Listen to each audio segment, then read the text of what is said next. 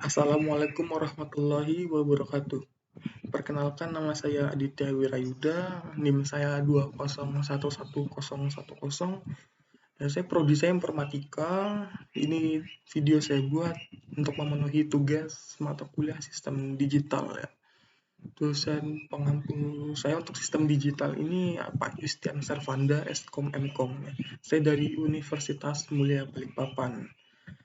Untuk warga Balikpapan mungkin kalau masih belum tahu Universitas Mulia ini paling umum ya, paling sering terdengar tuh Stikom ya. Dulu tuh disebutnya Stikom sebelum berubah jadi Universitas Mulia. Nah, ini video kali ini akan membahas tentang memahami sistem analog dan digital.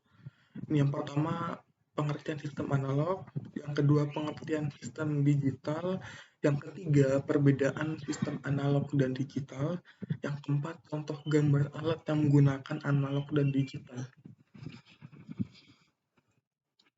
Yang pertama pengertian sistem analog dulu. Sistem analog ini dia bentuk komunikasi elektronik yang merupakan proses pengiriman informasi pada gelombang elektromagnetik ya, bersifat kelanjutan, oleh karena itu dia disebut sebagai sinyal analog. Nah, ini contohnya ketika orang berkomunikasi menggunakan telepon, maka suara yang dikirimkan melalui jaringan telepon itu dilewatkan melalui gelombang. Nah, kemudian gelombang ini diterima dan gelombang ini diterjemahkan lagi menjadi suara yang oleh sebab itu si penerima dapat mendengar apa yang disampaikan pembicaranya. Cuman ada gangguan fatal ya kalau pakai sistem analog ini, yaitu saat sinyal atau gelombangnya terhambat maka suara yang terdengar tuh akan putus-putus. Nah, jadi kita bisa simpulkan kalau sistem analog ya merupakan suatu bentuk sistem komunikasi elektromagnetik yang menggantungkan proses pengiriman sinyalnya pada gelombang elektromagnetik. Yang kedua, pengertian sistem digital. Nah, sistem digital adalah suatu sistem yang berfungsi untuk mengukur nilai yang bersifat tetap atau tidak teratur ya. Dia bentuk diskrit ya, berupa digit-digit atau angka-angka. Nah, sistem digital merupakan sistem elektronika yang setiap rangkaian penyusunnya melakukan pengolahan sinyal diskrit. Nah, sistem digital ini terbagi menjadi beberapa rangkaian ya, beberapa rangkaian digital atau logika, komponen elektronika, dan elemen gerbang logika untuk tujuan pengalihan tenaga atau energi. Nah, sinyal ini juga memiliki keistimewaan unik yang tidak dapat ditemukan di teknologi analog ya. Ini yang pertama nih, mampu mengirimkan informasi dengan kecepatan cahaya ya. Jadi informasi ini dikirim dengan kecepatan yang tinggi. Nah, ini jadi penggunaan berulang-ulang terhadap informasi ini nggak akan mempengaruhi kualitas maupun kuantitas informasi itu sendiri ya. Jadi informasi dapat diproses lagi ya dan dimodifikasi ke dalam berbagai bentuk.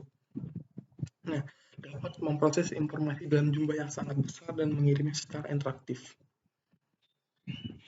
Ini dia yang ketiga, perbedaan sistem analog dan digital. Nah, untuk analog ini dia kan sinyal kontinu yang mewakili pengukuran fisik. Dia dilambangkan oleh gelombang sinus dan menggunakan tentang nilai terus. Nah, cuman dari saya sudah sebutkan sebelumnya, kalau analog ini dia dibatasi oleh kebisingan selama transmisi dan siklus menulis atau membaca. Jadi kalau dia bising ataupun terhambat gelombangnya, maka akan mengalami gangguan yang cukup fatal ya. Nih, lebih mungkin terpengaruh pada akurasi. Ya sebelumnya saya bilang tadi, ini kalau dia bising ataupun terhambat ya itu selain suara terdengar putus-putus, ini akurasinya jadi berkurang nih. Nah, untuk digital, kalau tadi analog itu sinyal kontinu, nah digital ini sinyal waktu diskrit yang dihasilkan oleh modulasi digital. Kalau analog dilambangkan oleh sinus, nah kalau digital ini dilambangkan oleh gelombang persegi. Tuh. Kalau tadi analog ini kan gampang terganggu oleh kebisingan nih. Nah, kalau digital ini kebal. Ya, dia kebal. Jadi nggak akan terganggu. Tidak terlalu mudah terpengaruh ya. Untuk respon noise ini sifatnya analog nggak bakal terpengaruh. Itu kekurangan dan kelebihan tadi ya. Perbedaan analog dan digital lagi nih ya. Tuh, kalau analog dia menggunakan bandwidth lebih sedikit. Nah, disimpan dalam bentuk sinyal gelombang. biayanya rendah dan portable rendah. Kalau digital ini menggunakan bandwidth untuk melakukan informasi yang sama itu lebih banyak. Kalau analog ini udah untuk penggunaan bandwidthnya kecil, karena biasanya tuh pengirimannya pun datanya data kecil lah, kan lautnya gelombang tuh kecil. Juga kalau digital itu banyak, kadang-kadang untuk informasi yang sama itu bisa menggunakan bandwidth yang lebih besar padahal ukurannya pun sama gitu. Nah, dia disimpan dalam bentuk bit biner. Kalau ini di analog dia sinyal gelombang, kalau digital ini bit biner. Nah, kalau yang digital ini biayanya tinggi dan tidak mudah dibawa kemana-mana. Nah, untuk penggunaan alat ini akan saya sebutkan setelah ini ya. Saya akan bahas tentang biaya rendah dan biaya tinggi.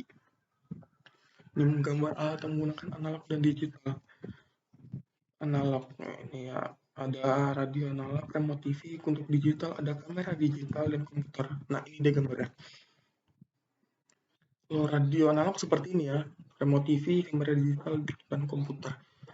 Kalau biaya rendah, portable rendah, ya betul sih, kamera digital ini mahal dan tidak mudah dibawa kemana-mana. Ini yang saya kurang setuju ya sebenarnya. Tidak semua gitu. Contoh kayak kamera ini udah tidak gede-gede banget. Radio analog sama kamera digital ini lebih kecil. Kamera lebih mudah, jadi ya tapi lebih mahal. Yang lebih mahal itu saya bilang tadi kan, sebenarnya tidak semua alat itu biaya rendah terus mudah dibawa. Tidak juga, ada yang rendah tapi ukurannya besar gitu. Sama juga dengan yang tadi, ada yang harganya mahal tapi ukurannya kecil. Nah, untuk komputer saya percaya gitu ya, saya setuju gitu, memang dia mahal dan tidak mudah dibawa kemana-mana. Ya kali masa kita jalan bawa komputer ya kan, CPU-nya digendong ya kan, mouse-nya masukin kantong gitu kan nggak kayak gitu konsepnya. Jadi tadi saya bilang tadi, yang nggak semuanya gitu. Nah, untuk analog ini contoh yang barang-barang kecil ya, yang portable rendah ini ada stetoskop sama termometer gitu. Untuk digital banyak ya sekarang contohnya ya, karena apalagi kan sekarang era digital lah, lebih banyak ya sekarang ya. Kayak remote TV ini ya mudah, cuman kan namanya remote TV kan paling umum digunakan untuk TV. Kalau dibawa kemana-mana terus TV-nya ya kali mau digendong gitu kan, enggak kayak gitu konsepnya. Saya bilang tadi ini jadi enggak sepenuhnya salah, enggak sepenuhnya benar. Nah, kalian kalau masih pengen cari referensi bisa cari di web ya, jadi di Google atau apapun tuh silahkan dicari contoh-contohnya yang portable rendah tapi kecil, atau portable rendah yang ukurannya besar, atau yang digital yang harganya mahal tapi ukurannya kecil, maupun yang mahal ukuran besar. Silahkan dicari. Oke, terima kasih telah menonton video saya. Jadi video ini saya tekankan lagi ya, video ini saya buat untuk pembelajaran dan diskusi. Seandainya menurut kalian ada yang kurang dari omongan saya atau yang bisa dibilang keliru ya, bisa tulis di kolom komentar jika Anda kurang setuju dengan apa yang saya ucapkan. Saya bilang sekali lagi, ini video untuk pembelajaran dan media diskusi. Kita bersama-sama diskusi ya. Kalau Anda merasa saya kurang benar, silahkan tulis di kolom komentar biar jadi pembelajaran juga buat saya. Jadi saya kedepannya saat buat video lebih memperhatikan materi dan pemahaman. Itu. Terima kasih telah menonton video saya. Saya akhiri. Wassalamualaikum warahmatullahi wabarakatuh.